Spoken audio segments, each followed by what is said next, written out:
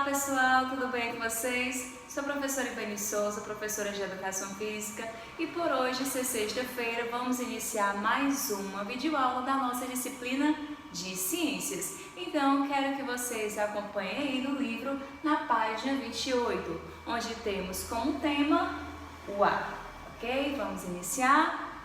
Vamos lá! Todos nós sabemos já desde o princípio que nós, seres vivos, precisamos do ar para sobreviver. Então, é uma necessidade de sobrevivência o ar na vida dos seres vivos, seja das plantas, seja dos animais. Então, no livro de vocês dá início com uma imagem para a gente poder observar. Essa imagem é de uma pipa, ok? Voando sobre o ar. A primeira pergunta é a seguinte: o que faz a pipa da imagem se manter suspensa no ar? A gente sabe que o ar em movimento ele é chamado de vento. Então, quando se há vento em um determinado local, seja a brisa, seja a ventania, ele leva as coisas suavemente para o ar. Principalmente quando você carrega a pipa em movimento, você correndo ou então fazendo movimentos leves. Então, ela vai ficar suspensa lá no ar, devido por existir a ação e o movimento do vento. Já no segundo ponto, a segunda pergunta é a seguinte: por que as pipas são feitas de papel e não de outros materiais como vidro ou ferro? A gente sabe que o papel é um tipo de matéria que é leve, né? Não é pesado. É bem leve, bem flexível. Então, as pipas são feitas tanto de papel como sacolas plásticas devido por exatamente o peso ser mínimo. Se houvesse uma pipa de ferro ou de vidro, não iria haver essa resistência ou até mesmo ela poder subir, se elevar ao céu devido à ação do vento, porque ia ser um material pesado, um material mais resistente. E aí não daria certo, ok? Então vamos lá.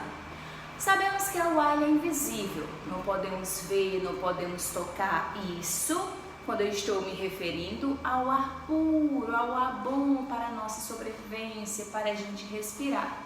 Então, o ar possui algumas características assim como a água.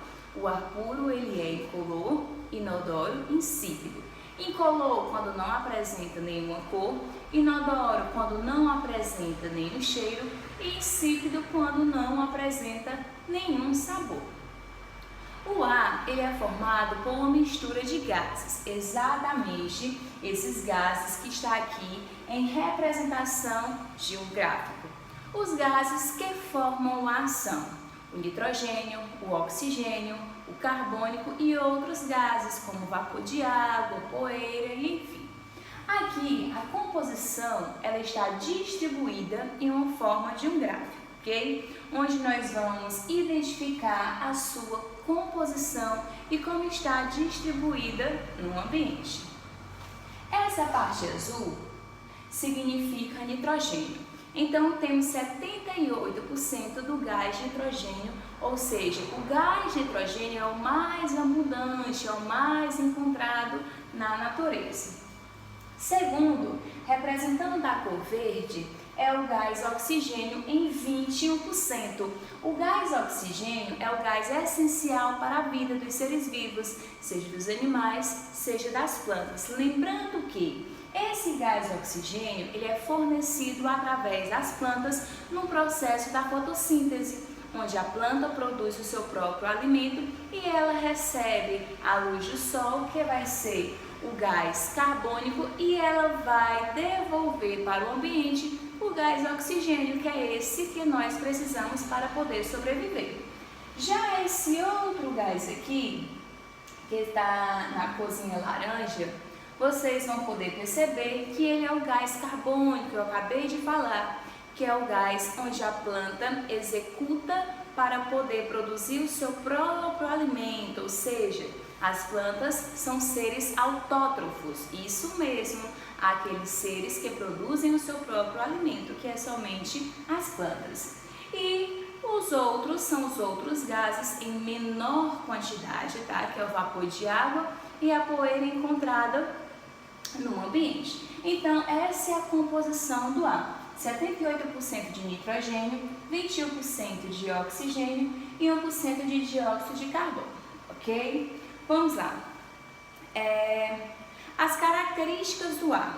O ar ele possui as seguintes características. O ar possui peso, resistência, expansão, compressão, elasticidade e nós vamos conhecer cada um desses a partir de agora. Vamos lá. As propriedades do ar. A primeira parte que nós vamos conhecer das propriedades do ar será a pressão. Sim, o ar exerce pressão sobre a superfície da Terra, onde é chamado de pressão atmosférica, pois sabemos que a camada de ar é chamada de atmosférica. É isso aí. Então, quanto mais alto você está, menor é a pressão atmosférica, porque é menor a concentração do gás oxigênio na parte superior da atmosfera do nosso planeta. Ou seja, na parte inferior, que é a parte de baixo, onde nós pisamos, construímos nossas casas, enfim, que é a parte inferior, existe a maior concentração dessa pressão e a maior parte do gás oxigênio. Ou seja, quanto mais alto se está, menor é o nosso gás oxigênio. Então, aquelas pessoas, por exemplo, quando elas vão esquiar na neve, subir aquelas montanhas, né, fazendo aqueles esportes radicais, elas acabam ficando um pouco sem a respiração, devido à falta do gás oxigênio, a concentração dele ser bem menor. Ou seja, dizemos que esses lugares são rarefeitos, ou seja, a densidade diminui do oxigênio. Ou então, podemos dizer que a maior concentração de oxigênio na superfície terrestre é encontrada na parte inferior da Terra, aonde exerce uma pressão atmosférica, ok? A próxima que a gente vai ver é o ar possui peso. Sim, o ar possui peso. Quando a gente estudou sobre a matéria, que a matéria é tudo aquilo que ocupa o lugar no espaço, o ar também é dessa forma, pois o ar é uma matéria em forma gasosa. Ou seja, o ar possui também um espaço no interior da Terra. Podemos dizer que o ar possui peso e podemos verificar exatamente esse peso em alguns exemplos. Vamos ter o exemplo do balão, ok? Nessa imagem, eu tenho duas figuras representando essa medida de peso. Tem o balão vermelho e o balão verde. Ambos possuem o ar e podemos perceber que ambos também têm o mesmo peso, pois está neutro, está igual. Já nessa outra imagem, podemos perceber que o balão verde estourou, ou seja, o ar escapou, e o balão vermelho continua com o ar. Então, o peso maior desce e o peso menor sobe, ou seja, qualquer objeto que possui ar dentro de si, podemos perceber que ele sempre vai ser mais pesado que o objeto que não vai conter o ar. Podemos verificar também no pneu do carro, da moto, da bicicleta, em uma bola, né, de futebol, de basquete, enfim.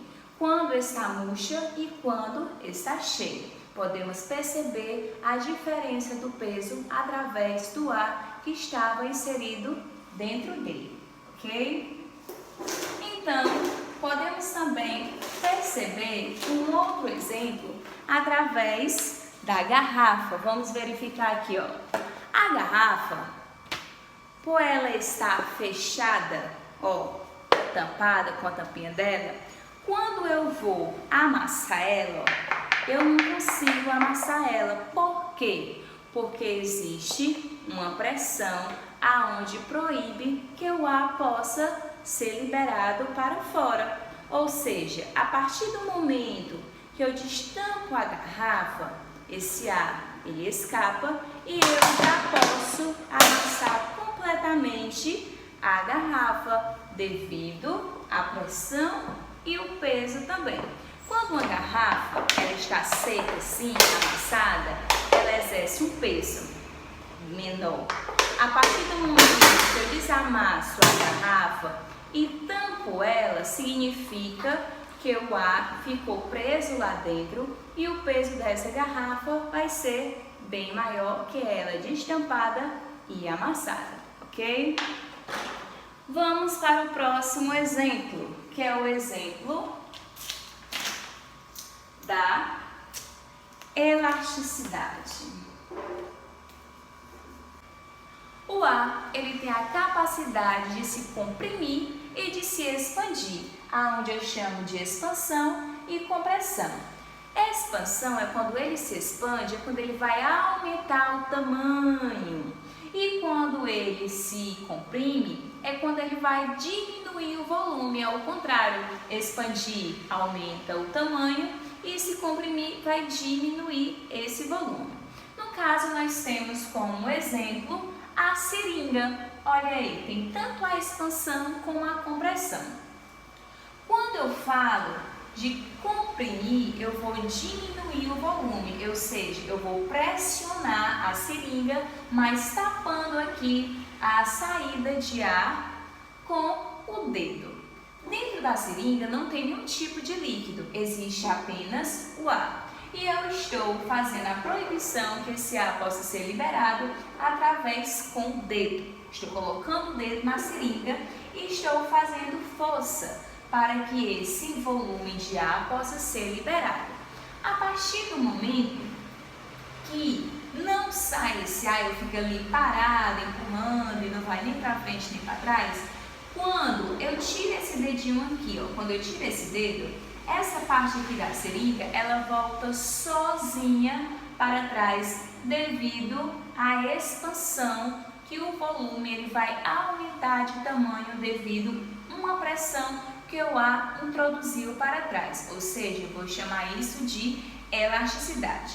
Olhem no livro de vocês, quando paramos de pressionar o embolo da seringa, que é essa partezinha aqui, o ar deixa de ser comprimido, ou seja, ele deixa de ser com um volume menor e passa a se expandir com um volume maior. Uma das maneiras de percebermos que existe a elasticidade é nesse exemplo da seringa, onde ele se expande e ele se comprime, ok? Então, essa foi a nossa aula, espero que tenham gostado, onde falamos sobre o ar, sua composição, as propriedades, enfim.